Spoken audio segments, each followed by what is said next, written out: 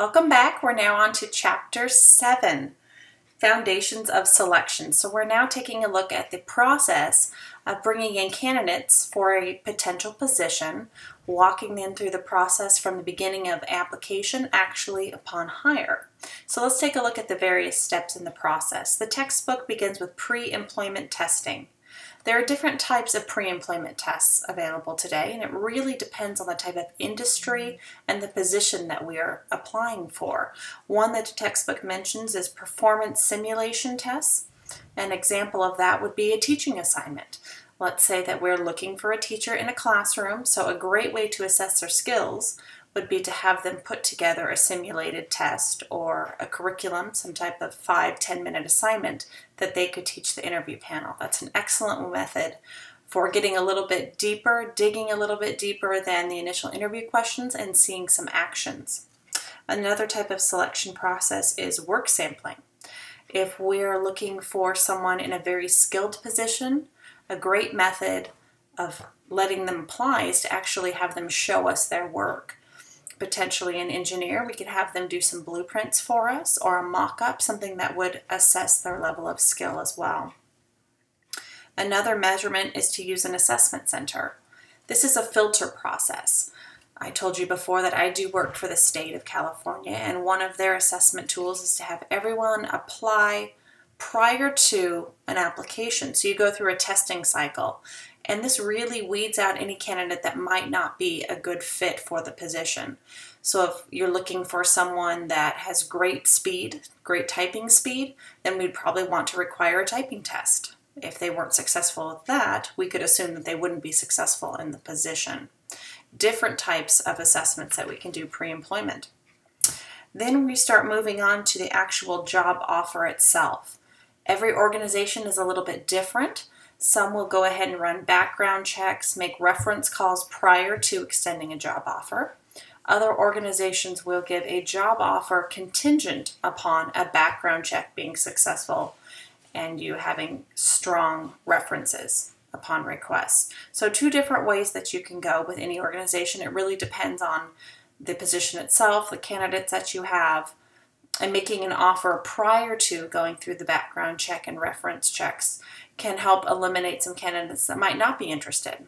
If you have 10 people apply for a teaching position job, for example, and you extend an offer of employment to someone contingent upon them passing their background check and passing the referral base, that's an opportunity to discuss the different benefits of the position, the pay scale. Maybe after having these conversations that weren't appropriate during the initial interview, that candidate lets you know that they're not interested.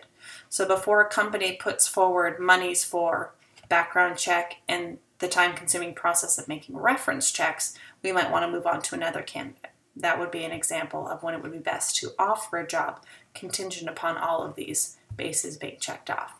Just a different way to go.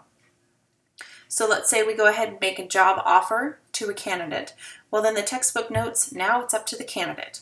It's up to them to go ahead and decide if they have any questions that they have. A lot of times in the interview process, and most of us have been there before, you're very much putting yourself forward, you're answering their questions. That wouldn't be the time to sit down and say, so tell me about your pay scale. How many holidays do you have? What's your sick leave policy? These are all these things that people are wondering when they're joining an organization that wouldn't be appropriate to ask during the interview. So this is a great time. Again, we've had the initial selection. We're calling the top candidate, maybe the top 3 candidates, and having these further discussions with them. And we're expecting the candidate to make a better impression upon ourselves. So let's talk about the key elements for successful predictors. This is highlighted in Chapter 7. The first being reliability. So as we're going through the interview process, maybe we're using assessment centers, written tools. Are our interviews reliable? Are the questions that we're asking reliable? Which leads to validity. That's the second point.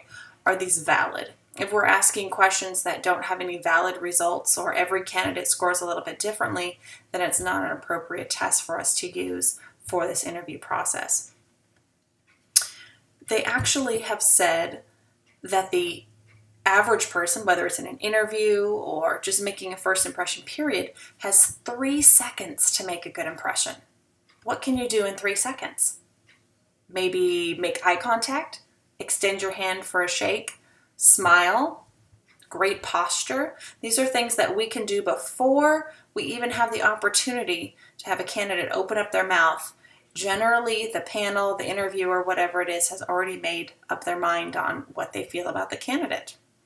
Everyone says that we go through the interview process very unbiased, but we are human, and part of human nature is really assessing someone's natural instincts.